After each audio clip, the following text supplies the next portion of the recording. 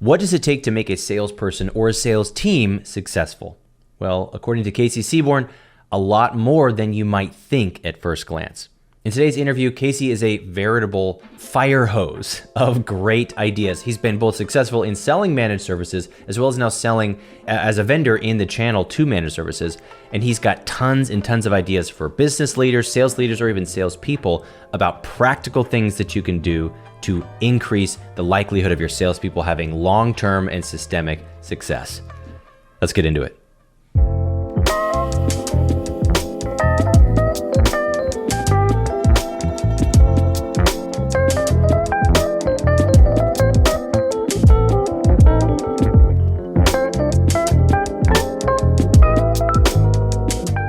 Mr. Casey Seaborne, thanks for joining me, man. Thank you. Thank you again for having me on today. Excited to talk everything sales. Ready to talk some sales with you, Brian.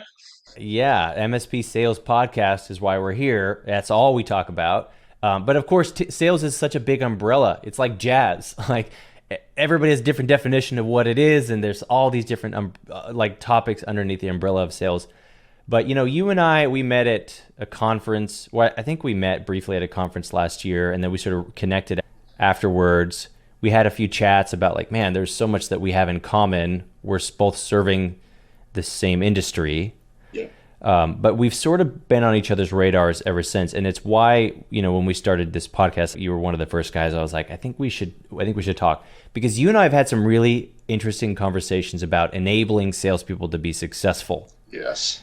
Yep. And I want to just talk a little bit about that. So MSPs, they've got salespeople, or maybe the owner is functioning in the sales role, but they often forget that they're just like the tech team. They need to have a whole ecosystem around them. Talk to me a little bit about sort of your philosophy or your experience in supporting salespeople or seeing it done well versus not done well. Yeah, I think first and foremost, when I talk to any MSP owner, and I know that similar to you, sitting in that business development role for an MSP in the past, we've shared that same experience of it's really hard to sell MSP services if you don't have a clear offering, if you don't have a clear package, you don't have the tools and resources. I usually say to MSP owners, you wouldn't send your techs out without time tracking, without ConnectWise, without their PSA, without all the tools that they need to really do a great job and fulfill your contracts. Why can you expect sales to be successful just saying, get out there and call, get out there and talk, hit some doors? It's just not how it works anymore, says the younger guy here in the sales culture. But it's something I've done so long. I mean, I started in sales at Best Buy at 16 or 17, walking up to strangers.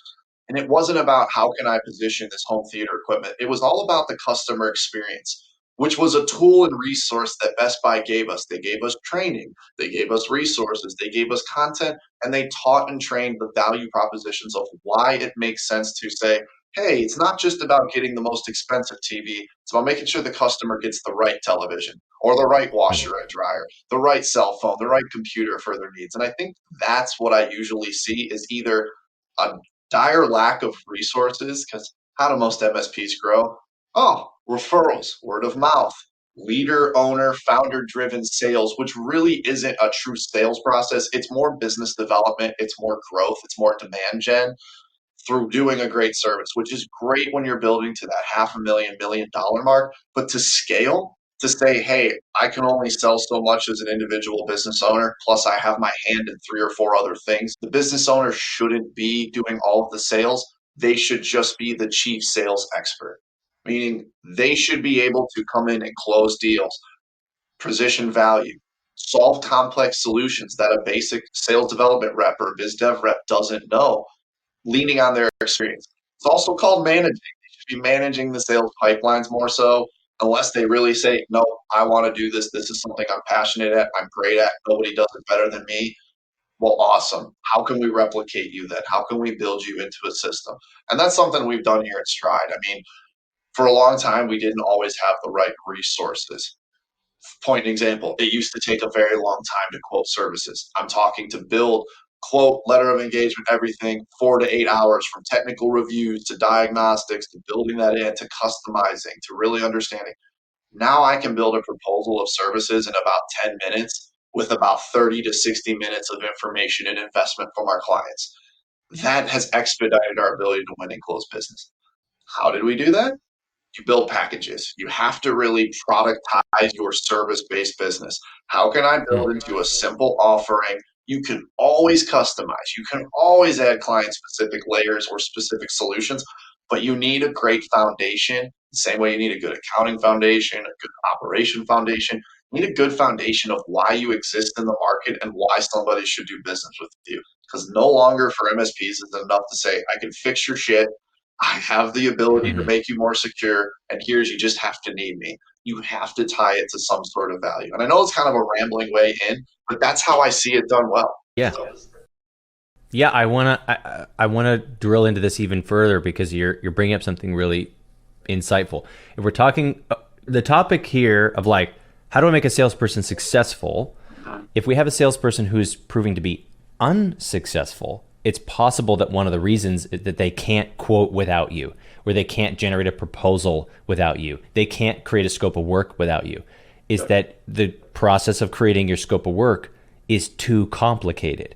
So what advice do you have for an MSP who they're still doing bespoke, custom, Word doc proposals every time, or not even just, sure, we could say go buy a quoting tool, but what real advice do you have for somebody for packaging that stuff together with the express purpose of making it easier and more scalable for their salespeople to do their job?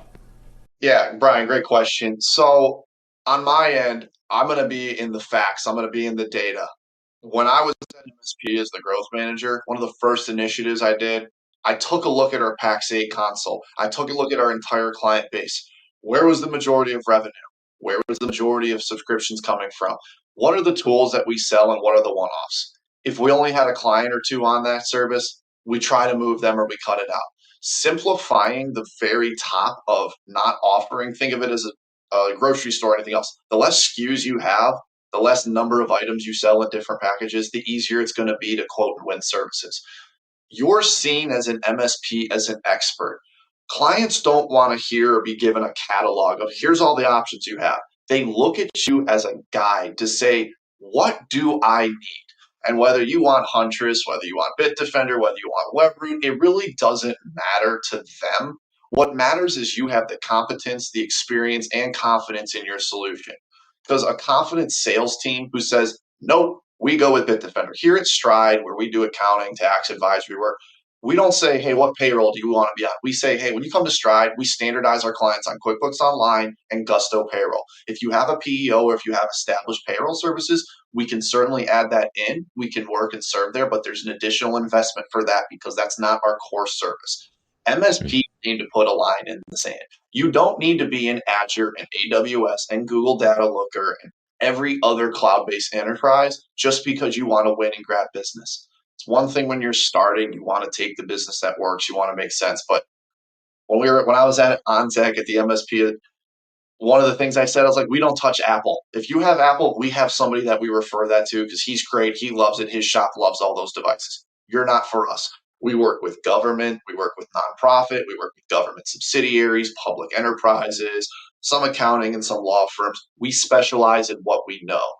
And the reason our clients come back to us is because they know, oh, somebody who's proactive, but also has industry experience. So take a look at your offerings first. The easiest way to do this is obviously your PSA, routine maintenance, look up, see if you're doing any maintenance. Oh, we don't even sell this service anymore. We don't even have that package. Get rid of it. It should not exist in there. It's not something you need to keep an audit trail for or data. If you no longer have that, don't offer it. But you can't expect, I think this is where I see a lot of MSPs, and there's a guy, I think his name's Chris Peterson. I saw him at IT Nation last year, and he had a whole speech about how does MSPs really approach sales and how long does it take to build a successful sales enterprise.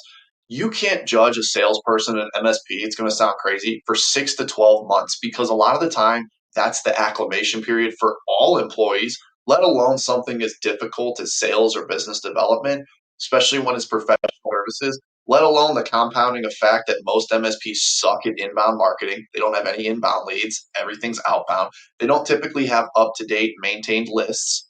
I've seen enough of your ConnectWise consoles. I know they're not up to date. They don't typically have a true CRM. They're using their PSA as a CRM, which it's not really meant for sales, customer relationship management. And then they also don't have a core offering. So I think if you really want to bring on a sales professional in a successful enterprise like that, you want to simplify, it starts with the founder. What can you do to replicate? They're not going to be able to do everything. They're not going to have your context. They're not going to have your confidence and experience. But if you have a process to running a discovery call, you should figure out how to make that a process. What are the questions Hmm. I ask? What are the things I consider? When I started at Stride, Russell was one of the former owners here. He just did a great job coaching and educating. We brought into the role practice. We bought into spending time on a weekly basis of an hour to 2 hours going through scenarios, working and refining our craft, because sales is so much EQ of that emotional intelligence, just as much as it is IQ. And something that I always talk about is, what is the role of modern sales professionals? It's not actually to just give information. Historically, that's what sales was as a profession. Here's information. Here's what you need to buy. Here's why you need it. It's actually the opposite now. There's more information available to our clients and to consumers out there than ever before. We have a responsibility now to be guides of that information, to be subject matter experts, to be really that best practice confidant, to say, hey, here's what you need to do because here's what I've done and why it works. Here's Hmm. the proof. Here's why it matters. Because your clients can look up and say, oh, I need an MSP. If they know the term, say, my computer's broken. But if you don't want to be a break fix company, how are you going to differentiate when a client says cybersecurity in Cleveland, Ohio? How are you going to differentiate? Oh, Right. cybersecurity for consumer based goods or manufacturers. Then they're going to click on your link. I think one of the best things I've done for Stride is focus on our SEO. If you look up bookkeeping, accounting, tax, or CFO services for MSPs, we are the first non-sponsored ad on Google, Firefox. It does not matter. We pop up because we've Hmm. invested the time to know this market, do our research, take our bumps and bruises first and foremost. It took a little bit within services. Sidebar, revenue cycle management for MSPs is just a total shit show. Sometimes it's rough, but we work on getting it improved. We've developed a lot of good processes there. But on the other end of it, it's really about differentiating yourself as a guide through the information, not a Yeah. presenter of the information. They don't need you as a billboard. So I want to break down. I mean, that was a lot of really helpful information you just said there, and I want to dive into three areas specifically. Yep. So, three things you just mentioned. First is I want to put a point on this topic of like junk and old process, old information, antiquated systems. I want to talk then deep dive into that process recreation that you just mentioned, and then I want to talk a little bit more about EQ. So let's go through those one by one.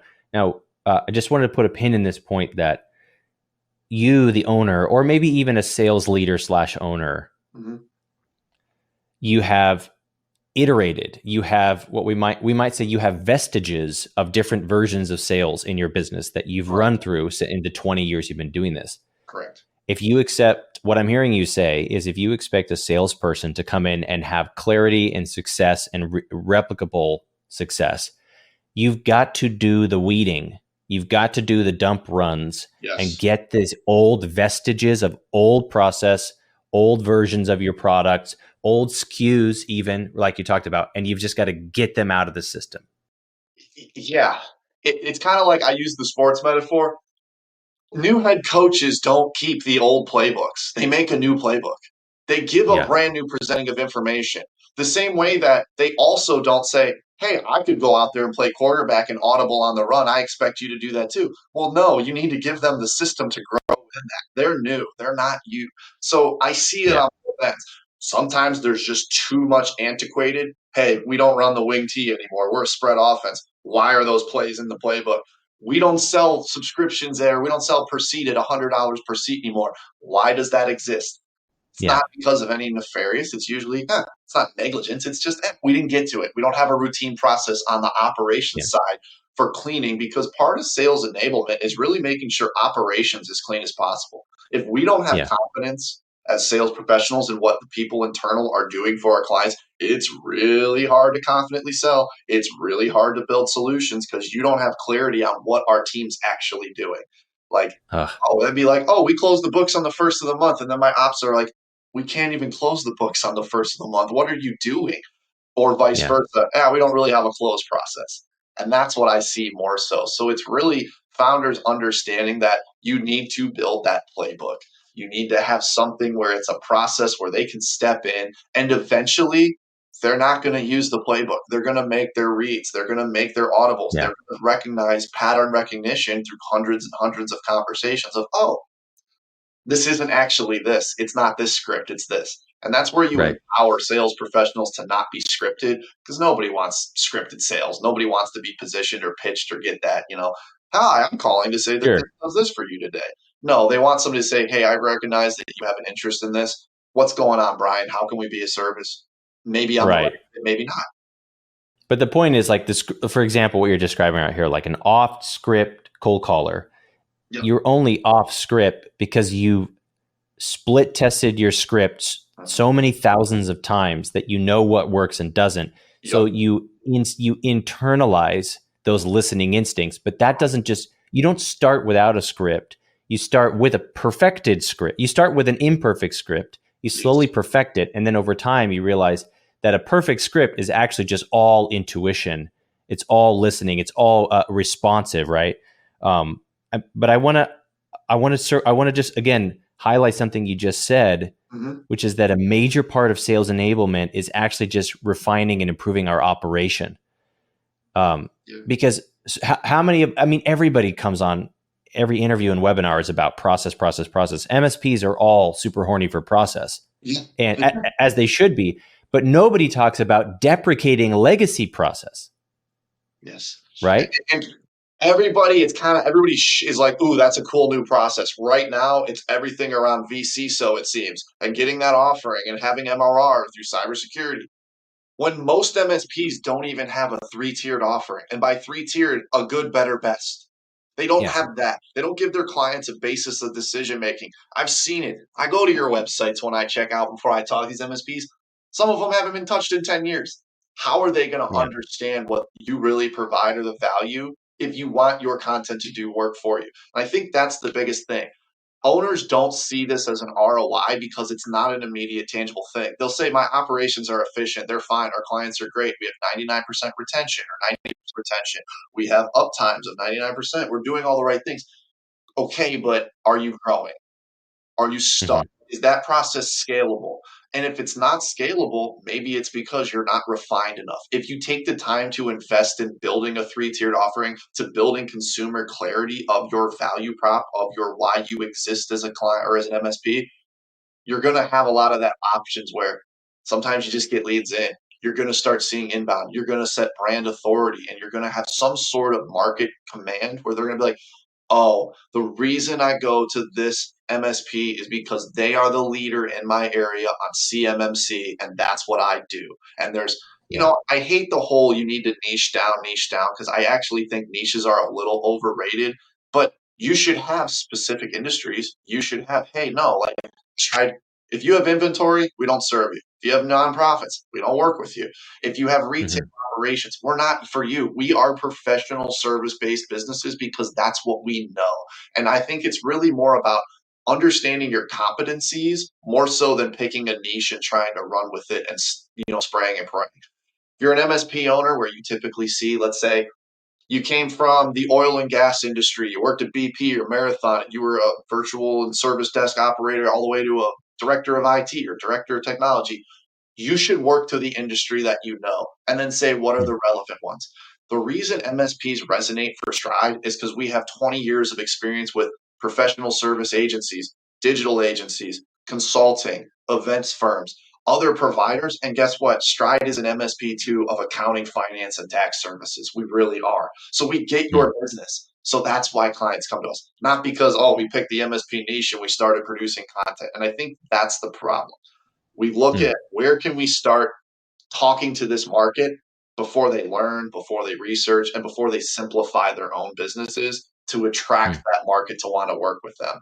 So I think it's the same thing where, like you said, everybody's loving CMMC now, where a couple of years nobody liked it. But now they're realizing they go down that process of like, wow, we're actually not fit to do CMMC. We don't have the capabilities in our MSP, and we just invested tens of thousands of dollars to get to that process, and we can't even serve those clients because of something that we missed because we didn't do enough research. We just jumped.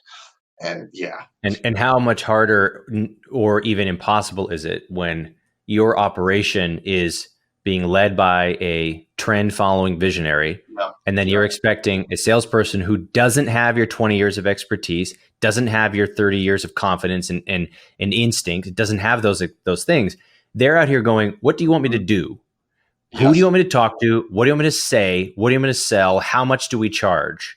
And those questions are the ones that fall between the cracks when you are unclear, when you are unrefined. And one of the takeaways I'm hearing from you really is that a lot of this sales enablement is kind of work that you have to do beforehand. Like you've got to have the answers to these questions. And then when a person comes in, you can say, here's a packet of, this is what your job is. Here's what we sell. Who's we talk to. Here's what we do. Here's what we don't do. Here's how we talk about it. Here's our talking points. Here's our operations. Here's our processes. And the salesperson can then start running their own prospect interviews, and they can then extrapolate more copy. They can extrapolate more messaging, more value props, more differentiators, because it's all been clarified. But if the processes are vague, if the processes are all liquid, or if you get the dopamine hit from starting a process but not finishing it, and you have a whole bunch of started little SOPs that live in subfolders of your shared drive somewhere, how is a salesperson going to get you a client a month and have 100 conversations a day when they don't even know what you sell? Exactly. And I think it's the same way when we see a lot of companies and MSPs that are looking to sell their business, and meanwhile, they don't have any contracts. They don't have a contract with their clients. They don't have financials that are clear. They don't know their true profit. They don't know what their risk is, and they're pushing personal expenses. It's like, we can't help until we fix that. And I think the biggest reason why a lot of MSP owners don't want to make this investment, because they don't see the opportunity cost. They see the direct cost, but they don't look at that as an investment in scalability. It's fine if you're the $1.5 million MSP and you just want to stay in that lane and you like your business and work-life balance and you want to do a good service. But don't act like you're necessarily good at sales, because most of your clients, they worked with you because they like you, not because you won their business. And that's the difference. They were referred by somebody else. Someone else pissed them off enough to prompt them to leave. They remembered you and came to you. How many MSPs are started because I worked for this big client, I left that company, they hired me, and the next thing you know, I had 5 clients, and now I have this revenue. But then it's like, oh, it's why they have the stress at night where if I lose this client, I'm done. Well, yeah, they're 25% of your revenue and 3 of your FTEs get paid because of that client. So yeah, you should build a process so you could scale and grow and make sure you have the right, you're in the right stadium. You're in the right situation for your goals. And I think that's the difference. They don't see that, and they see it as a cost instead of an investment. It is never a cost. It is never a cost to invest in growth, scales, or processes. Standardization always holds true. You can spend too much, absolutely. I'm not saying you need to spend and change all your systems and that, but like, for example, this year at Stride, we've gone through the whole sales enablement process of system proliferation. I'm no longer on a CRM that doesn't connect to anything else. We went from 7 tools that everybody uses in the organization to now 3. And one of those tools is also how we operate and serve our clients. That builds so much continuity throughout the organization, but that took every bit of 3 to 6 months to go through, and we're almost done with that, but it's worked and we phased it. And I think that's been the difference. It's like, my life is so much easier now. Sitting as a director, of course, I'm in a different role because I'm managing sales and I'm managing the opportunities, the pipeline, while also building systems and processes. But we moved to a quoting tool with Ignition where it makes sense. It's for accounting firms. It helps us win and scale work. We also bill and do everything through that. It connects to QuickBooks Online. But the beauty of it is I can go in and build a product in about 10 minutes if I need to, and it's consistent. And I can go and see, oh, here's our tools and our systems. Here the people are doing the work. Here's that process and keeper. If I want to build a different revenue cycle management process because we have a new capability, I can pull that and put it in my description. I don't have to talk to 3 different people to say, all right, this all checks out. I can say, hey, guys, this is what I built. Everybody go with it. Looks good. Cool. This is the price. Cool. I'm going to offer that now. And that allows us to win more business than some of our competitors because we have that adaptability. We can build a different subset of a product or customize it and make it standard because we have that foundation. And I think that's where MSPs just think, oh, I've always done it this way. I can just go ahead and sell based on what I think makes sense for the client or what they tell me they need. No, position yourself. Don't be afraid to put a line in the stand. Because if you're for everybody, you're for nobody. I really believe. Right. And the takeaway, here's the point is like, okay, you got where you got because some customers happened to you. Yep. And a good exercise for a founder who's listening to this is like, go back and look at every paying customer and then write yourself a half-page journal entry of how you got that client. Okay. Yep. And fill this out. It'll take you an hour to do all of this work. How did this client, what was the story? How did they meet you? What happened? How did you quote it? How long did it take? How did you win them? What you're going to find is that it was a lot of right place, right time. It was a lot of like your expertise preceded you, or your reputation preceded you, your network preceded you. But now ask yourself, okay, how long have we had those clients? And one of the things I do every year is like, how many clients do you have? And they say, 20. And I go, okay, how many customers are you getting a year? And they say 1. Like, okay, so it would take you 2 decades to double your business, assuming no loss. Yep. And that's that's not enough. And so when you've done that, then you look at your salesperson and ask yourself, am I asking them to recreate a process that is impossible to recreate? It's like me saying, hey, I got struck by lightning. I want you to go out in the field and now you get struck by lightning. Yep. Like they don't have any control over that. And they're doomed to be unsuccessful if your process was wait for something to happen to you for long enough. Yep. Right? So good. And now that you guys at Stride have done all the work you've done, I don't know how much it cost to take those 7 tools to 3, but it was probably, I'm guessing it was 5 to 6 figures of time, right? Like absolutely. When you include the people cost of it, but in terms of what we invested before, I mean, you can't, it's hard to afford to do it sometimes because you don't want to or because it's inconvenient, but you can't afford not to. You just can't. Yeah. Like it wasn't sustainable for the level of growth goals that we have. We have a target we want to grow to. If it takes me 6 to 8 hours to build and win business, it's not going to work.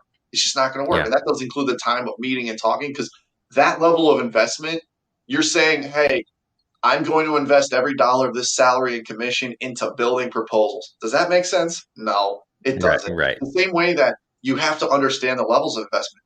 If you're bringing an entry level and you want to pay $50,000 or $40,000 base with some increase of commission for your sales professional, you better have a system in place. You can't expect a tight end to come in and be your quarterback if you're not paying them like a quarterback.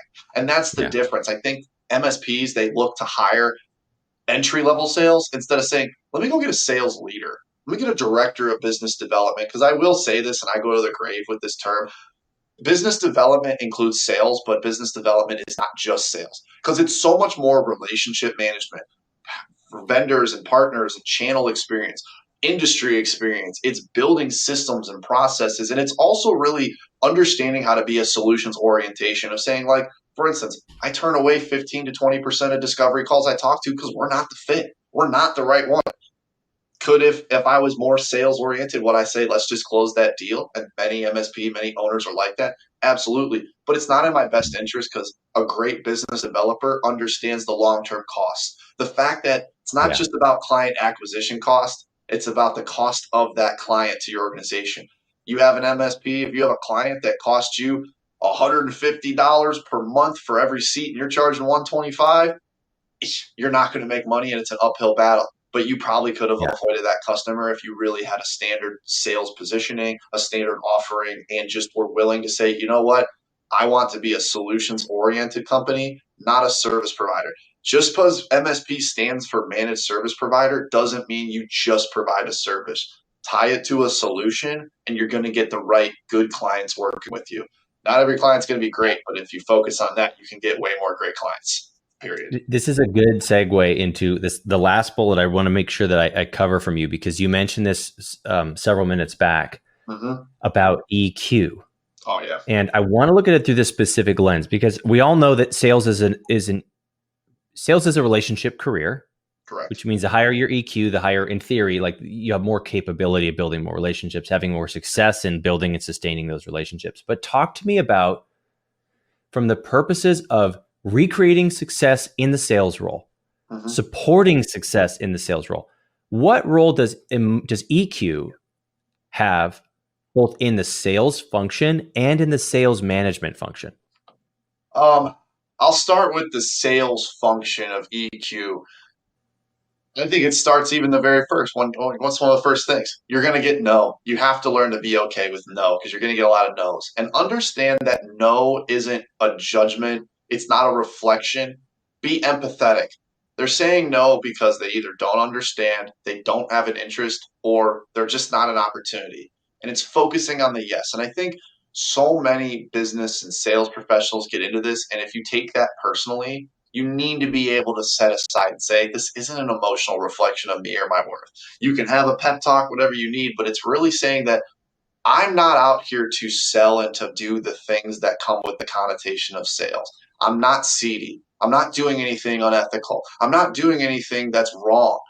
I'm trying to put myself in a position and my company in a position to win and grow, because I always say I love being in business development because I actually and genuinely believe what I do makes the difference. Our clients get better accounting, they get better finances, they have more confidence in what they do, their employees' lives are better. That's a magnifying effect. But also, my responsibility to win business at Stride makes every employee and every coworker I have their life a little bit better. We do something that most people are not suited or comfortable for. I like the whole tribe and hunter mentality with this because we're the ones putting ourselves in danger. We're not in any, but we feel and have that anxiety. We have that self-preservation instinct. And I always say that those who are good at sales are people, and I joke, that killed their self-preservation instinct. We don't care about getting rejected. The same way that if we were cavemen or back, we wouldn't care about reaching the big lion or the big river or any of those things. We're putting ourselves in danger or tough situations for the benefit of everybody else because it doesn't matter. Everybody needs to eat. So when I think of sales and business development, I think of I'm feeding my tribe by helping another tribe out. I think of less as I'm trying to take advantage because I'm not. I'm not trying to sell or give you something you don't need.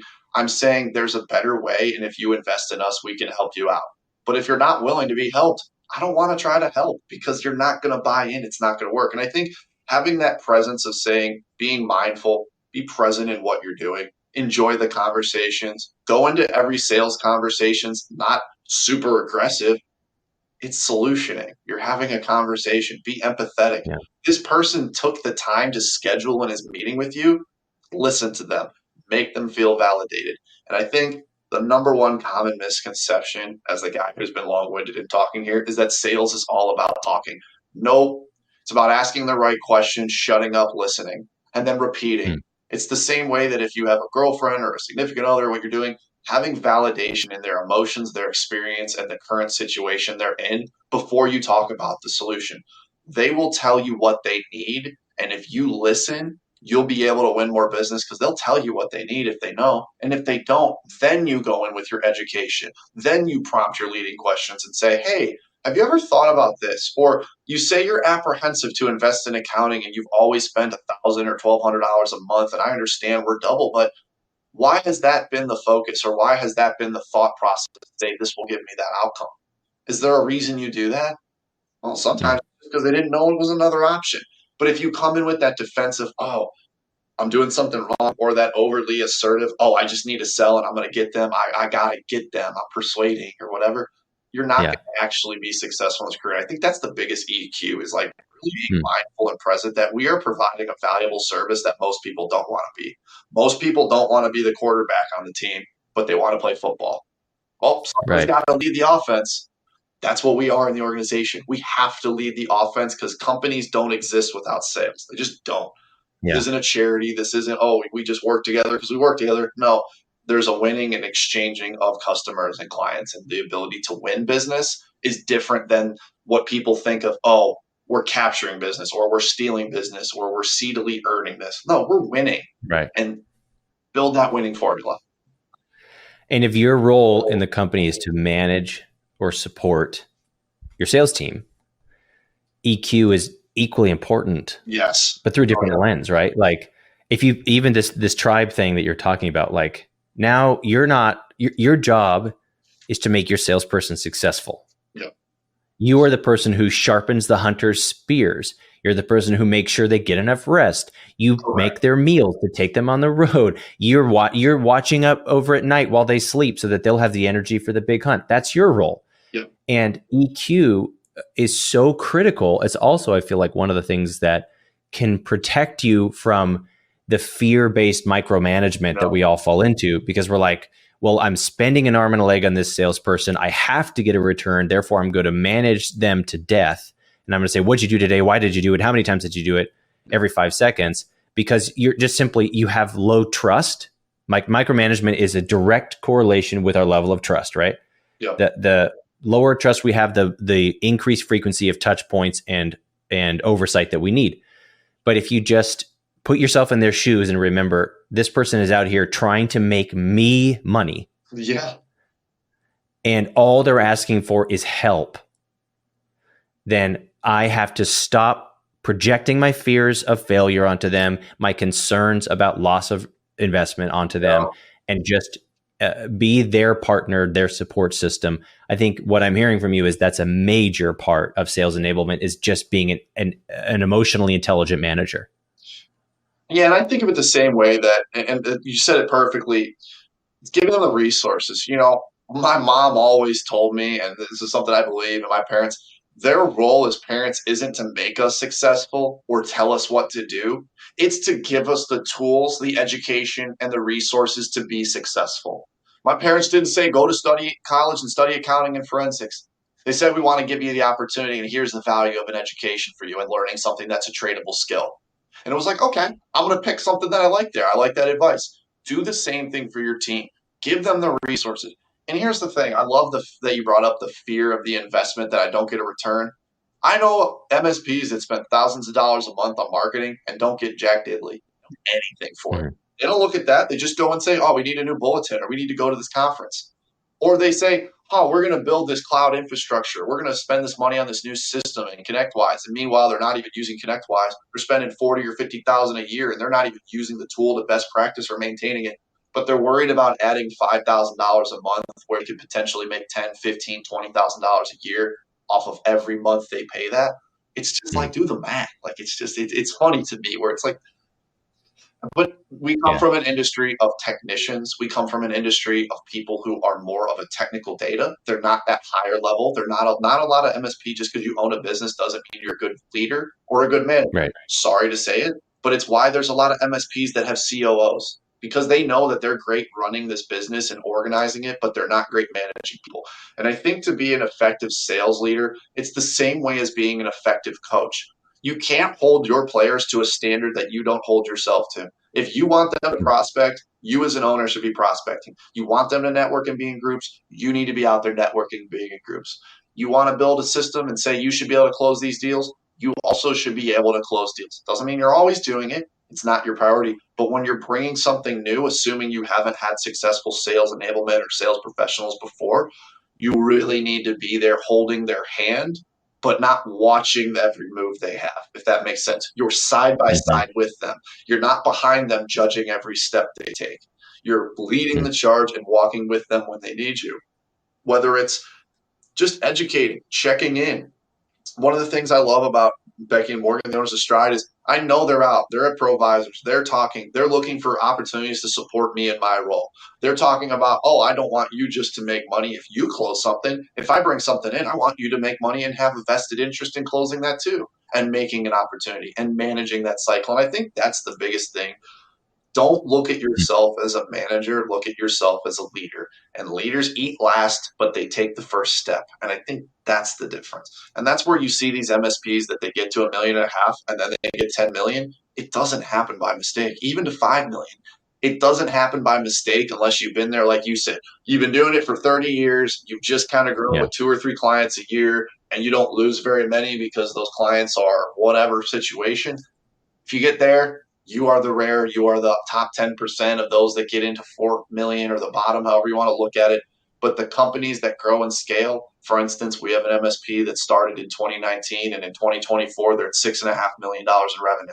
They went from 0 to 6.5 because the owner comes from a bigger, larger MSP where he was a part of sales and growth. After he was a technician, after he was a manager and senior leader, he sat in that role. And his focus was operation simplicity and the easily scalability of their organization. And I think I say this to everybody I'm in a discovery call. It doesn't matter. Every business does three things. They get work, they do work, they get paid. Stride, we help companies with the whole getting paid. Most business owners are good about doing the work, but you need to simplify how you get work because that's the first foundation. Without receiving work, and you can't just count on the recurring work coming in, you have to earn that daily. Because a lot of sales too is managing the current client relationships you have. Because if your clients aren't sending you referrals, then you're not actually having a sales focused organization or a growth focused organization. Because your operations professionals are just thinking with a service mindset, not a client facing solution mindset or a client services mode type of mindset. And I think that's what's been helpful. I get usually a referral or two a month. Does it always translate to new business? No. Do I thank our clients every time they bring one? Bet your butt I do, because it's a valuable thing. They respect what we do so much that they want to tell us about it. And I'll share a funny anecdote here. One of my first sales lessons at Best Buy, shout out Joe Audino, non-traditional role. He now is a district manager or high up in Best Buy in Northeast Ohio. He taught me in sales, one of the first things he said, if somebody has a great experience, they might tell one person about it. If they have a bad experience, they're going to tell everybody they know about it because misery loves company and they want to share that. So if you focus on making sure that regardless of winning business or not, your client has a good experience when you talk to them, you educate your sales professionals the importance of putting on a smile and being in a good mood and really being empathetic and listening, you're going to win more business just because of human decency. And if they're really sharing that you're doing a good job with others, then you know you're doing a great job. And unfortunately, that's not a KPI that exists really anywhere except for, I can't remember the actual term of what it is, but essentially earn growth. That's what it is. Earn growth rate, the ability of growing through your business through client referrals. Checking that earn growth rate is the only KPI that really says our ops are doing the best level of job. We are best in class when we put it on our website. When we say we're a world-class cybersecurity service, we actually are. Our clients bring us clients. And that's, I think, the number one takeaway, I think, is really, really, really understanding and locating yourself as a business owner. How does EQ relate to what I'm trying to do? Because it's not all the same. If you don't want to grow more than, let's say, 10% a year, you might not need a sales professional. You might just need to enable your operations to add the right solution. And I think that's a big miss. Sales typically starts on the operational upsell side. I learned that at Dunkin' Donuts at 17. Do you want hash browns with your sandwich? Or you have a coffee? If you get 2 donuts, it's $1 a piece. That's the first start before anybody going out and putting the road sign, hey, come have a coffee. Come work with us. Make sure your operations understand the value of why you do it and can be a solutions-oriented infrastructure. It's so good. Casey, you've been a river of great ideas. There's soundbite after soundbite from this interview. If somebody wanted to reach out to you, give us the super quick version here. Why would they reach out to you and how do they get a hold of you? Yeah, why would an MSP work with us? They want clarity in their finances. They want actionable financial data, or they are limited in their ability, as I said, to get paid. Their revenue is awful. It's hard to do payroll. They have pain. The easiest way to look is LinkedIn. Find stride.services is our website. But I put my phone number out there. I don't care how many people call me, 440-251-7783. But really the value is we are that solutions guide when it comes to accounting, tax, advisory.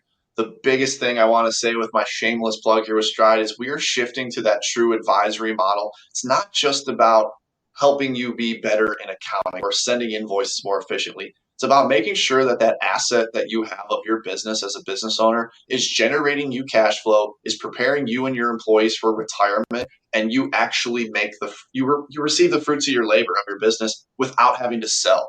So many MSPs just say, oh, when I sell this business, I'll retire. But what if you don't sell? What if you could say, hey, I can put this in and put in a new 401k plan. I can do investments. I can be an S corp instead of a sole proprietorship, and I can just get taxed at capital gains instead. Having that type of a partner like Stride is how we make our clients more money, both for the business and for the business owners and individuals within. So that's really the biggest thing. Love it. It's so great. Thanks, man, for everything you do for the channel. Of course. It's so fantastic. Awesome having you here today. And I'll put a lot of the how to reach you, and I'll stick your phone number in the show notes. Of course. So anybody who's after it can reach out. Yeah, and I appreciate it, Brian. Like, I love this. I'm sure I'd love to be a guest again. I'm going to get you on a Stride Live too. But I love the format. This was fun. I was able to come in and just ramble about stuff that I'm passionate about and love, and hopefully some of it stuck out there. Yeah, for sure. Of course, man. Thanks again for coming. Thank you, Brian. Have a great day.